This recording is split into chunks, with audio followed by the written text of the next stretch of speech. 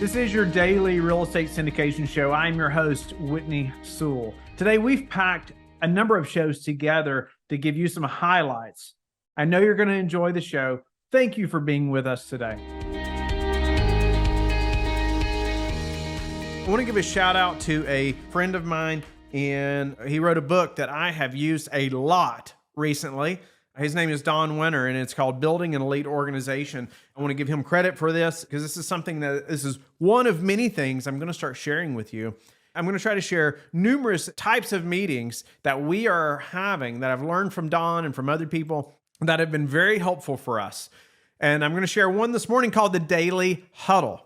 And it's called a Daily Huddle because you're supposed to do it every day, right? Every morning, or at least 5 days a week.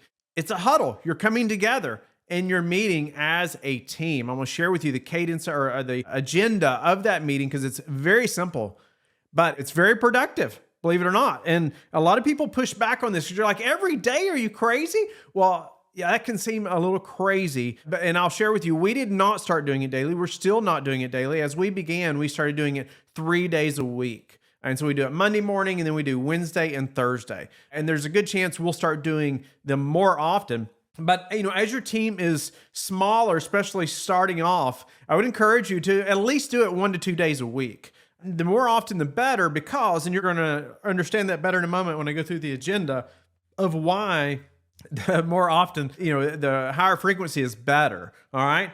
But remember, this huddle is just what it says. You think about the huddle before the big game, right? Get everybody pumped up, right? That's what we're doing. We're all huddling together and we are getting motivated about the day. Okay. So, in Don's book, it's page 182 in case you already have this book. Again, I highly recommend it. It's going to be very similar to EOS, traction. Don's put a number of other things in here, though, that he has used in his business and I like as well. So he recommends doing it first thing in the morning. And remember, you can do this. If you have a large team, you can even do this by division. So let's say you had, investor relations division. Let's say there's, 5, 6 people there. You have a acquisitions department. Let's say there's 3 to 6, 8 people there, right? You may have 5, 6 people on leadership, right? Well, all of them could be doing their own huddles, or maybe you do, a team huddle for everybody a couple days a week, but then the other days a week, it's only by division,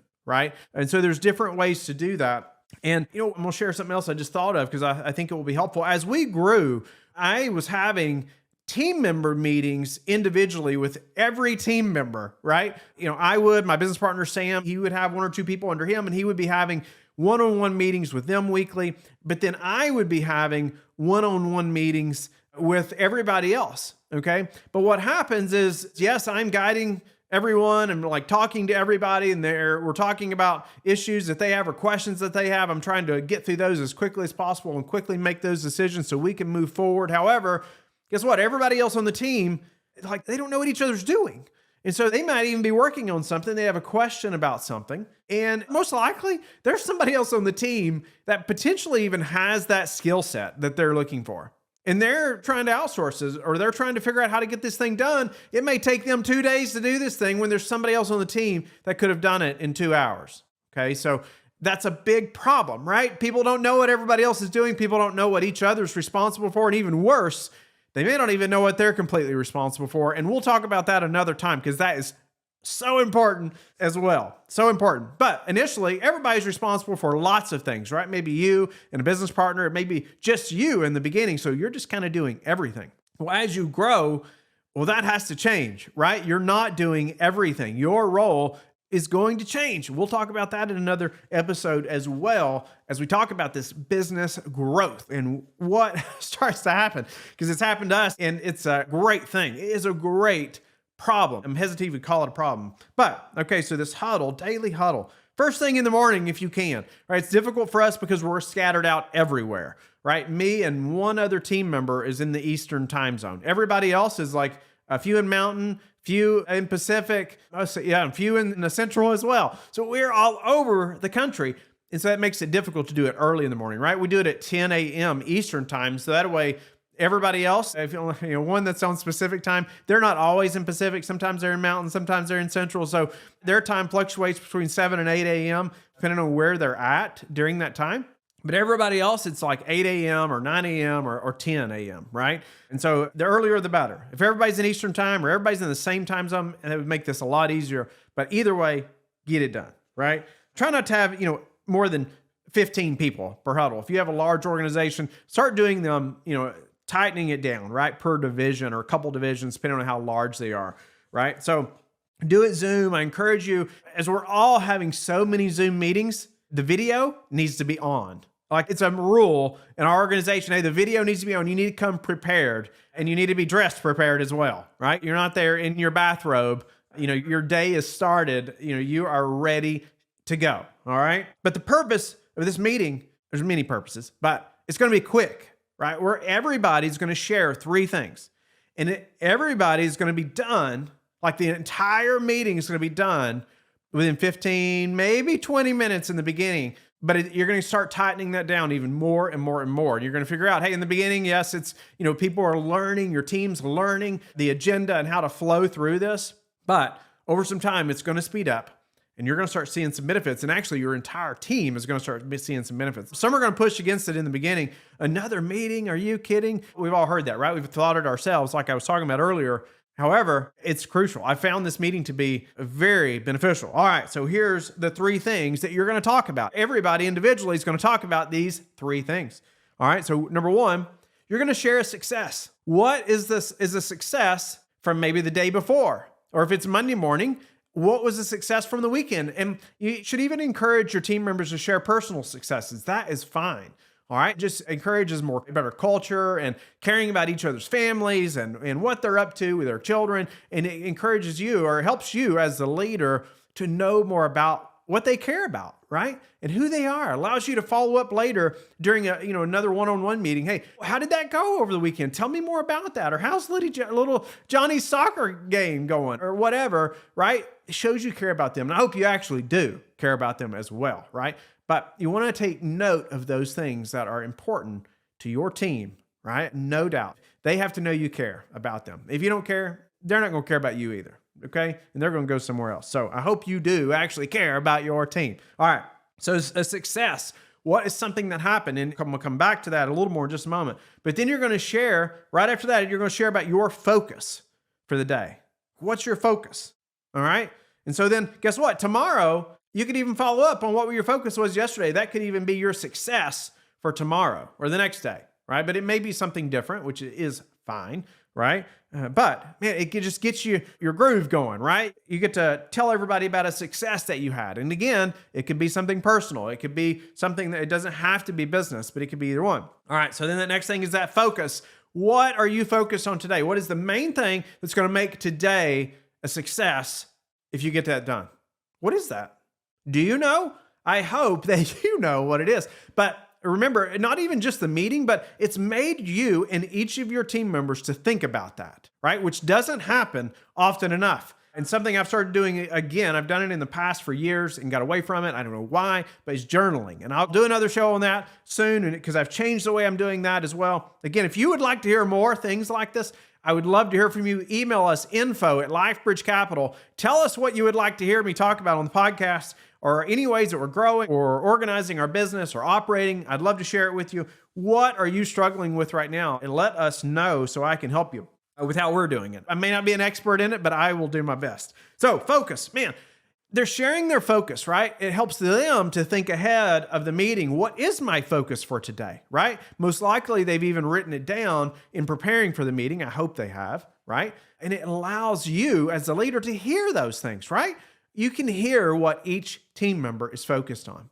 All right. We've all heard about the ship analogy, right? He's set off going down, out in the ocean. Well, obviously you can't see very far. Well, you can see a long ways, but you can't see land, right? For a long time, if you're just going across the Atlantic or the Pacific or whatever. However, you have to be on track, right? You get off 1 degree, and it's going to take days to get across the ocean. You think you're going to hit your target? You're not. Okay. However, it's only 1 degree. It's a slight deviation from the target, right? But the faster you turn back on target, you have saved so much time, right? If you go for days, that 1 degree off, well, all of a sudden you are way off track. But if you only go a day, or maybe a half a day, or maybe an hour, let's say it's one day in this case, since we're talking about the daily huddle, and all of a sudden you realize, oh, we are off track. Well, you have saved so much time by course correcting right then, as opposed to waiting another week, right? Or month, okay? So think about your team's focus. What are each one of them focused on that day? And it allows you to say, oh, wait a minute, I didn't know John was focused on this. I thought he was focused on this.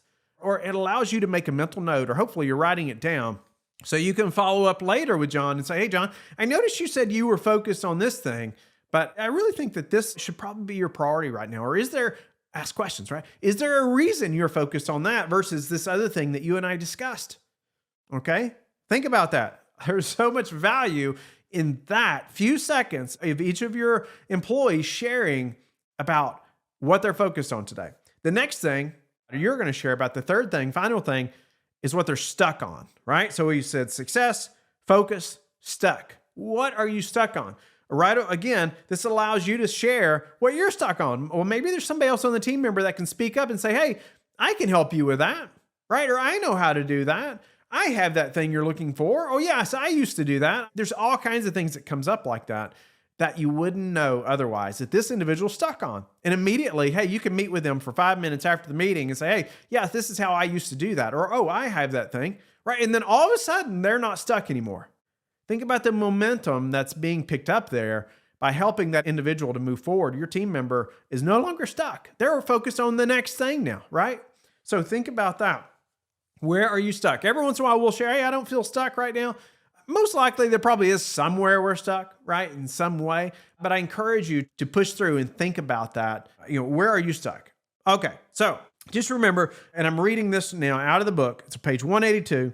It's a third paragraph down after the headline, the Daily Huddle. I want to give Don credit for this. The purpose of the huddle is to quickly run through what is going on with each person, right? The simple format is that each person takes a turn reporting on he says 2 key numbers. So I'll go through that another time talking about key numbers. But ultimately, what are they responsible for? And do they even know? Are they hitting those key numbers, right? And they're going to talk about their successes, what they're focused on today, and what they might be stuck on. Okay. So Don lays that out, and it's very simple, but it's very impactful. Okay, to you, your team, the direction that you're taking as a team. And what I found, our team members, as we desire to have a better culture, as we desire to have better communication, right? That is the goal here in a massive way, is better communication. And this meeting has helped with that in a big way. People get to see each other, right? Since we're all virtual, I talked about that. We're all over the country. It's rare that we get to see each other in person, right? My assistant, I've met in person twice. All right. And one time was just a couple months ago at a conference that she and a few other team members and I met together at the same conference. Right. And the time before that was I just happened to be in the state that she lived in looking at a property like a week before we were hiring her. She'd already been through the hiring process. And I didn't even know I was going to be there when she was going through the hiring process. So, think about that. When you're all virtual, you're all so segmented that you need some FaceTime. Right? You don't have that water cooler time because you're all in the same office walking by and you say, hey, how are you doing? What happened to you over the weekend? Right? You don't get that too often. Before we started some of these meetings that are very structured, we actually did a thing called a water cooler meeting. So like every other week, I think we would get together as a team for like 30 minutes on Zoom and there would be no agenda. Okay. On purpose. No agenda. You just show up. Hey, what's happening with you? How was your weekend? What's going on? How is this going? Right? And start asking questions. I think that was helpful. It's helpful to not have a business agenda, right? Professional agenda where we're talking about the business because we had other meetings for that. But just a time where you could just kind of talk about whatever, right? There's no pressure. So we're not doing that now because we've implemented a number of other meetings that are helping us as a team to communicate, get more FaceTime, build more relationships internally. That's so important, right? People get to know each other's families and children and what they're up to. And this is just another way to do that. But remember, we stick to that agenda. And even as a leader, I encourage you to, and I did this initially, you always start it. You go first. You kind of set the pace, right? Here's my success. Here's my focus. Here's what I'm stuck on. And it takes like 30 seconds, right? Or, roughly maybe a minute if you really have something that you need to dive into, or maybe a minute and a half, but hopefully you're squeezing that down as you're setting that example, right? And you may even share that. Remind your team when the meeting starts, hey, just remember, we're going through this quickly. Everybody should be done within 15 minutes. We're going to, success, focus, stuck. And you're going to be tempted, remember, as the leader, and other team members are going to be tempted too, to kind of rush in and try to solve problems right now. All right. And that is not the focus. That is not the intention of this meeting. There are other times to do that. It is not time to solve problems and to have a massive discussion about an issue or somewhere where somebody's stuck or focused. You could, as a leader, and I do this sometimes, as somebody says, oh, well, I'm stuck on this thing. And I'll say, hey, okay, John, you and I, let's follow up right after this meeting for 5 minutes. Okay. Or, hey, make sure we talk about that today when you and I meet one-on-one. All right. Or, hey, us three should meet about this thing after the meeting. Or tomorrow when we talk, let's talk about that. Right. Or there could be something quick like that as the leader. Right. So you don't forget. Hopefully you have an assistant that's on there as well. And then maybe they're even taking some notes. That's something you can do. We do that during other meetings, more so than the huddle. I may have a scribe, right? I may be leading the meeting, but I have my assistant, really scribing and taking notes and to-dos, things that I need to follow up with other people on or have meetings about. But just remember that this huddle is just about connecting, right? And seeing what everybody's focused on, letting everybody talk about his success and get motivated about the day, but then also sharing what they're stuck on so they can get some help, right? Or you can help them as a leader. I hope that you are experiencing a lot of growth. I know I am personally, but I'm just pushing towards that constantly. I'm reading and seeing what other businesses are doing, other businesses that have experienced a large amount of growth quickly, like we are. What did they do? And even some of the best, maybe they didn't grow as fast, but right now they're very large and they've had to instill ways to operate that, keep the ball moving forward, right? For all the divisions, all the departments, and how do they do that? And so I'm trying to figure all that out. And so as you grow, you figure out, hey, your role as the leader, founder, CEO, president, whatever you call yourself, hey, that changes, right? Initially you were doing all those things and probably not very well, okay? There may be one or two things that you're really good at. And then the rest of you just kind of had to muddle through. Well, guess what? As you grow, you're finding people that are experts in those other things, right? And even in the things that you're good at, you're building that team, right? And you may still be in charge of that team, but most likely the other things, hopefully, you have hired people that are a lot better at those things than you ever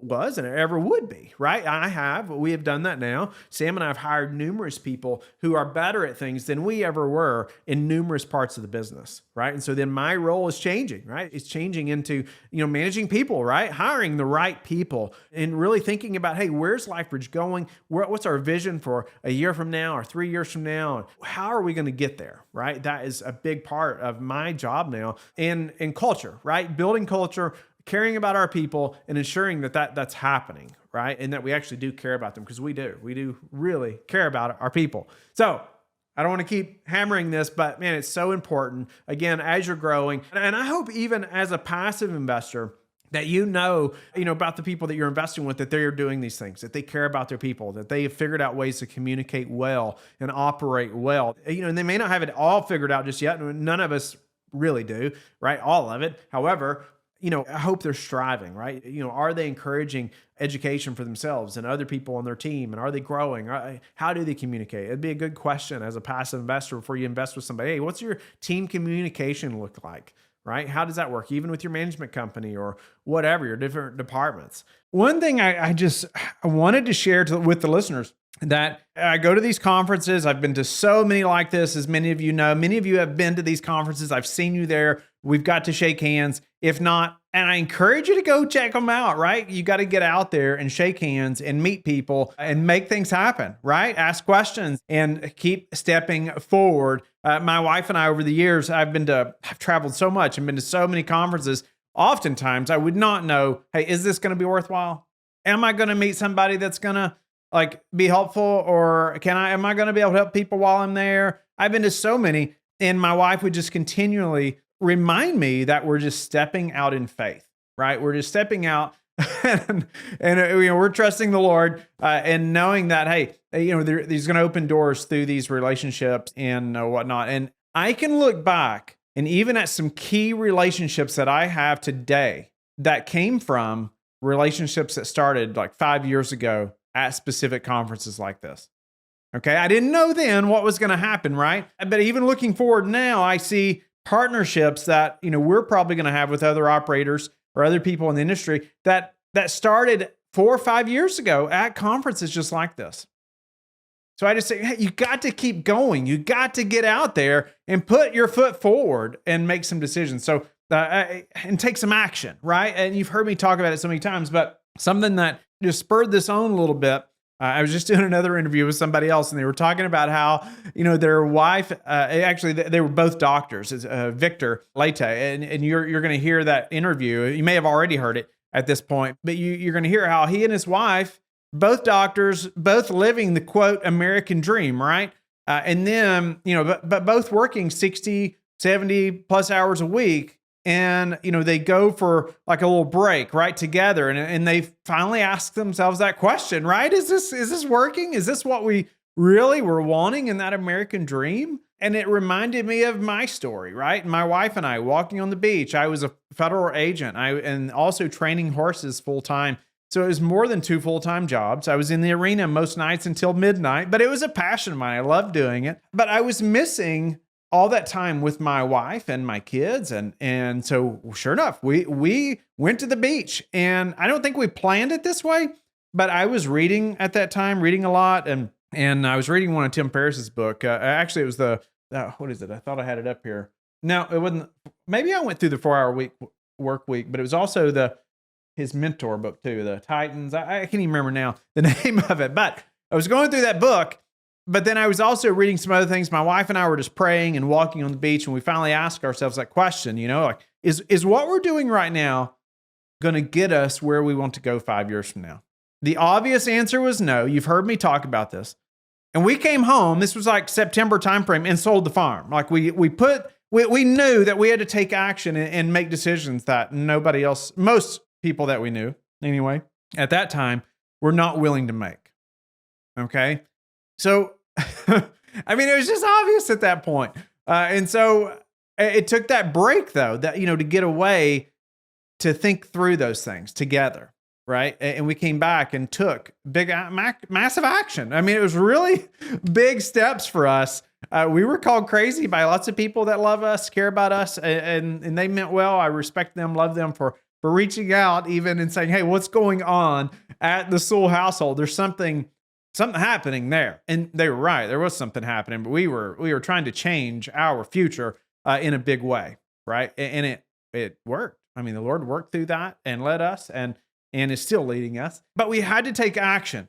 And we sold everything related to that, the horse training business, and obviously started a daily podcast and all those things. We started a syndication podcast before it ever syndicated a deal, folks. So like, you got to step out there. And I'm just ranting about this a little bit because I see so many people at these conferences.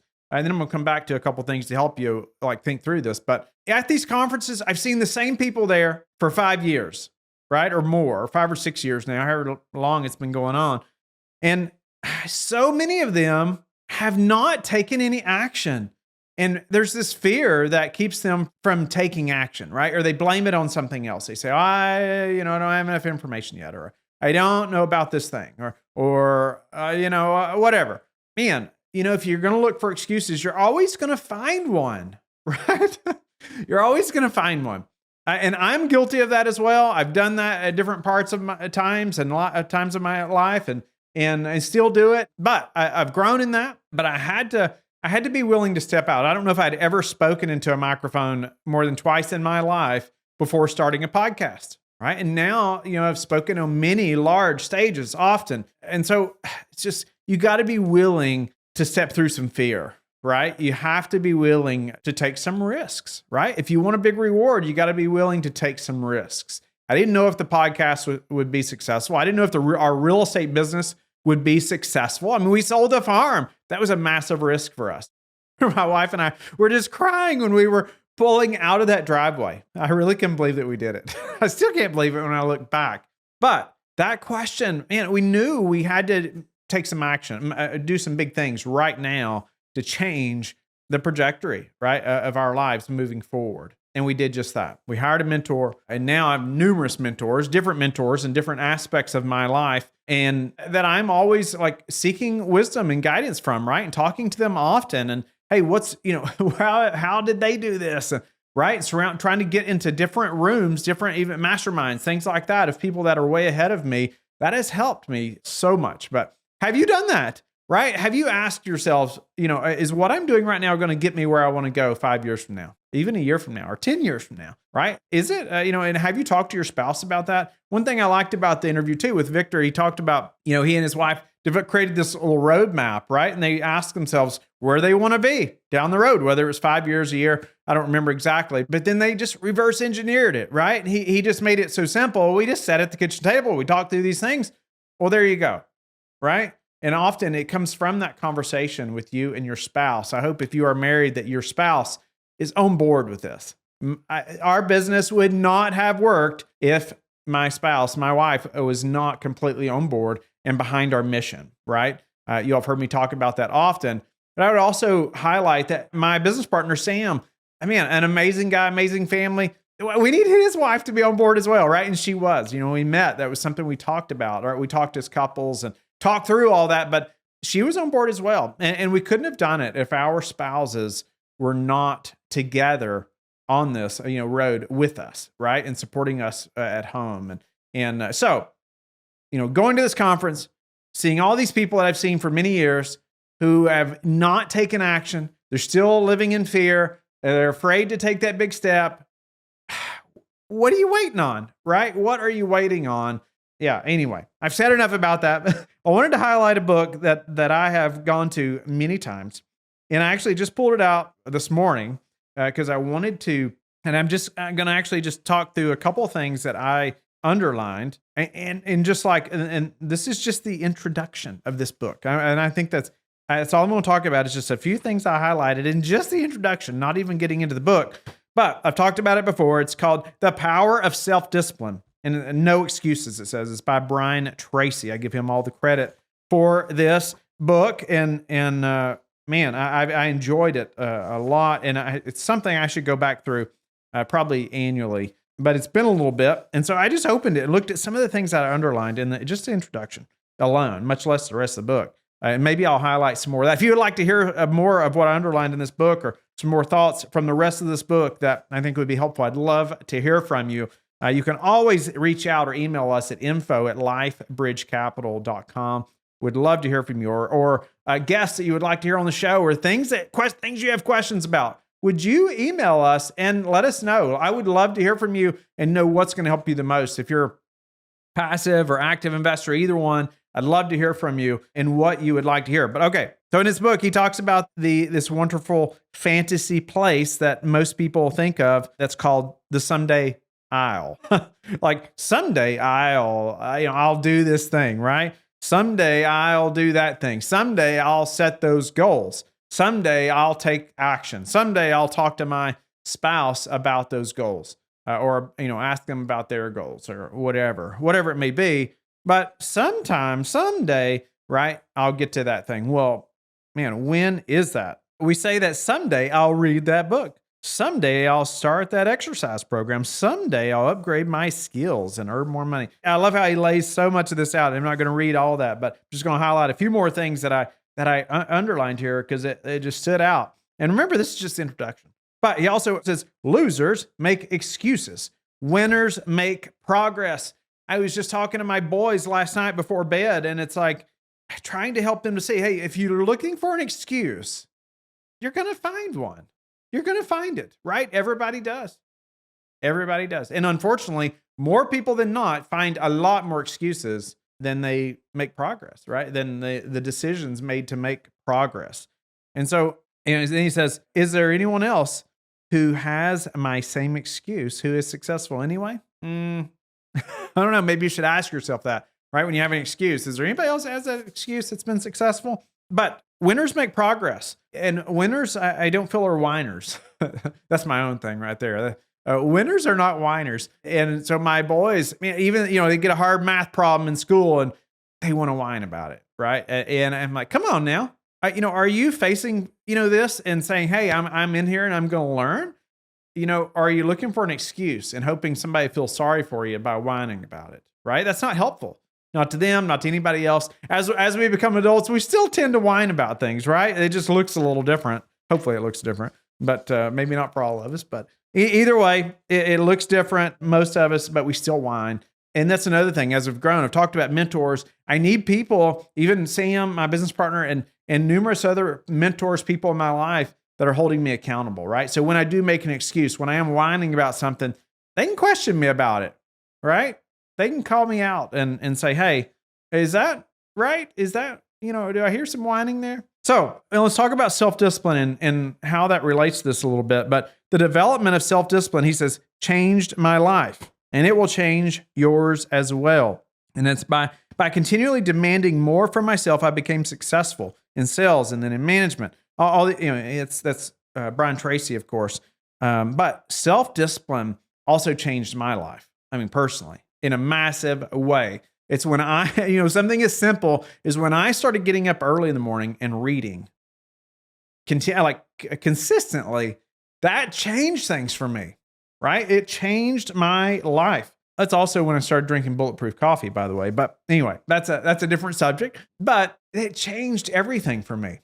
And I just encourage you, hey, have you worked on self-discipline? Are you improving personally? Are you, taking in things from people that are further ahead than you are, right? Are you reading books from people that you want to be like, that are motivating you, that are taking you to another place in your life? Or are you just surrounding yourself by the same people, doing the same things, right? Making the same excuses. Oh, I'll do that thing maybe after I watch the game, right? Sunday afternoon, or after I watch the game Friday night, or after I get together again with my buddies this weekend, I'll start exercising, or I'll read that book maybe next week. Or what excuses are you making, right? And, are the other people that you're with while making those excuses, are they having success? Are they?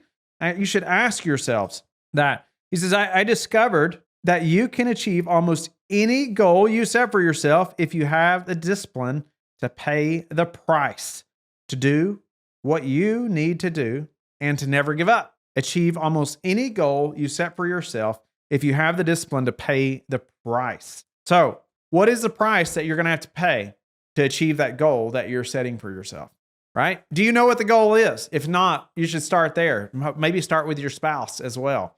What is that goal? Where are you trying to go? So you can reverse engineer it. So then you can think through the price that's going to have to be paid. What does that look like? For us, it meant selling the farm. And it meant moving into a small house in not the greatest part of town. And then also living in the basement for almost 3 years in the office, while just getting the business started. It was quite madness. And then there were many other sacrifices along the way. The Lord sustained my wife and I, thankfully, through all of that. But man, we just had to keep going and never give up, like he says right there. And he says, perhaps the most important insight of all with regard to success is that to achieve greatly, you must become a different person. Think about that. It is not the material things you accomplish or acquire that matter so much as it is the quality of the person you must become to accomplish well above the average. The development of self-discipline is the high road that makes everything possible for you. So I love that little paragraph there. It's just a few sentences, but he really lays it out there, right? He puts it out there.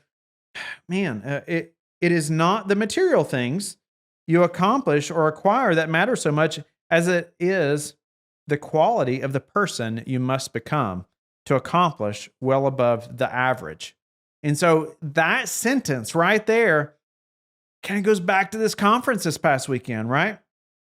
Man, the quality of person you must become. What are you doing to improve the quality of person that you are? Are you reading? Are you exercising? Are you doing things that are difficult or like that most people are not willing to do? Because if you're just going with the crowd, guess what? You're going to go exactly where they're going, right? It's not rocket science, folks, but most are not willing to do something different than what the crowd is doing or to stand out in any way. Self-discipline is the ability to do what you should do, when you should do it, whether you feel like it or not. It's Brian Tracy. Love that. Are you able to get out of bed on time? I struggle with that. Some of the time just changed actually, and it's kind of kicked my tail a little bit the last couple mornings, and I've got to get back on it. But we lost an hour. It's crazy how it throws me off a little bit, but or a lot.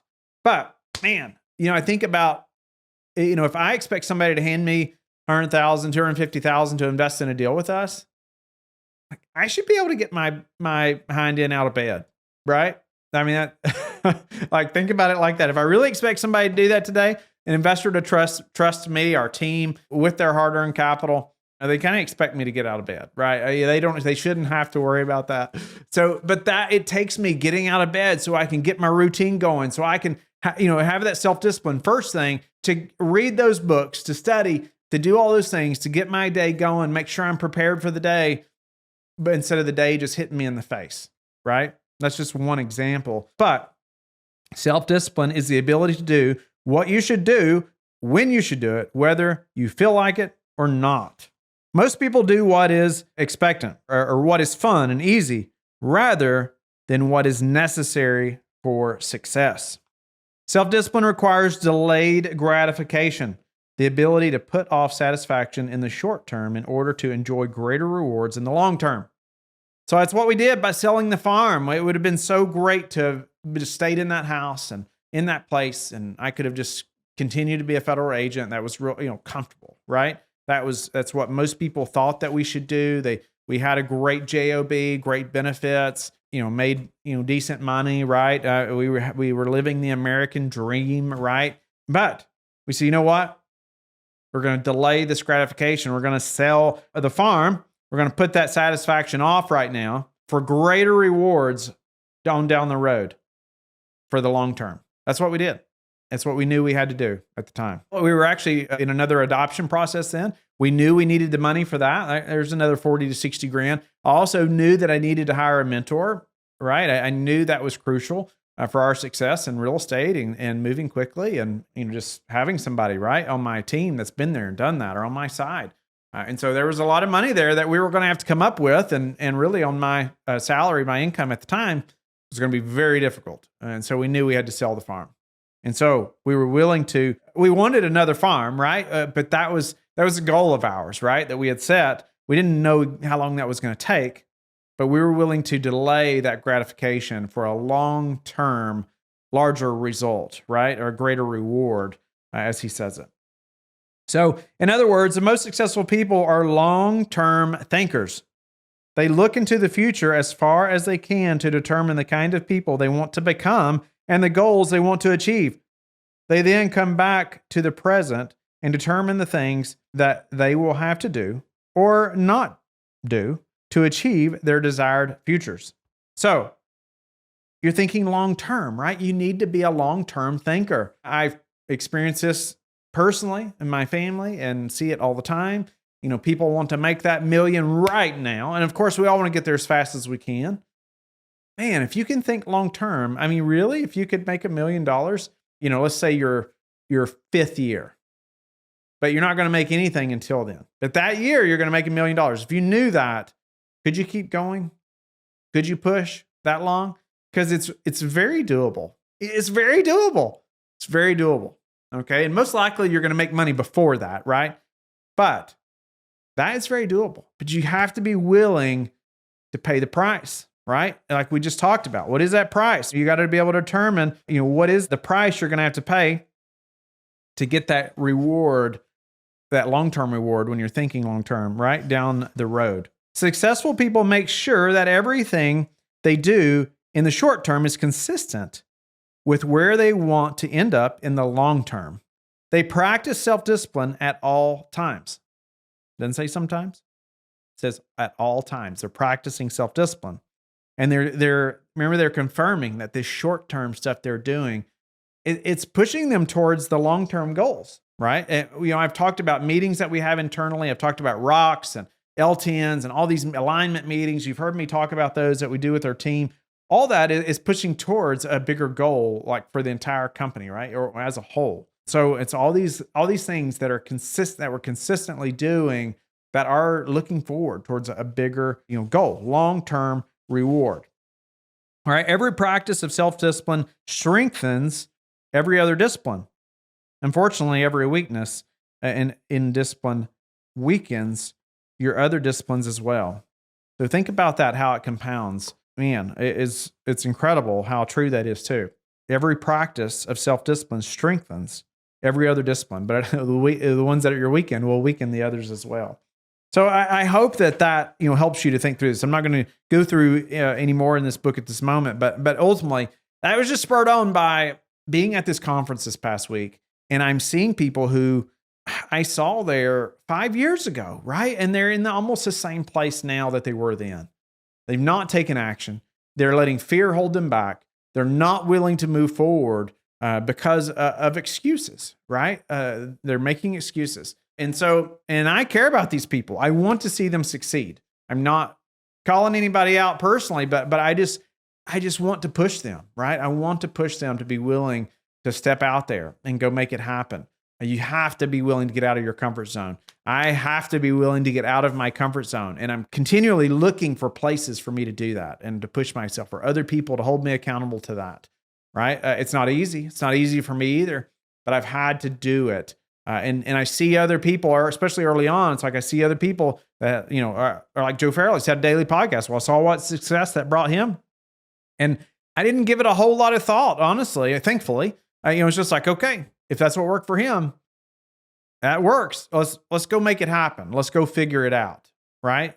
And that did come with a lot of challenges, to say the least. It did, but it pushed me to grow in ways that I never imagined. That one thing, that one decision, much less many other decisions since then that have been made in our business and our growth. But you have to be willing to do things that other people are not willing to do. Or anyway, I hope that this show today has been motivational to you. I hope that it's challenging you. And again, I would love to hear from you. You can always email us info@lifebridgecapital.com. I would love to hear your questions. I'd love to hear where you're struggling right now. What questions as a passive investor do you have? What questions as an active operator do you have? I would love to know them. Don't forget to connect online. Go to lifebridgecapital.com. We would love to hear from you. Thank you for being with us again today. I hope that you have learned a lot from the show. Don't forget to like and subscribe. I hope you're telling your friends about the Real Estate Syndication Show and how they can also build wealth in real estate. You can also go to lifebridgecapital.com and start investing today.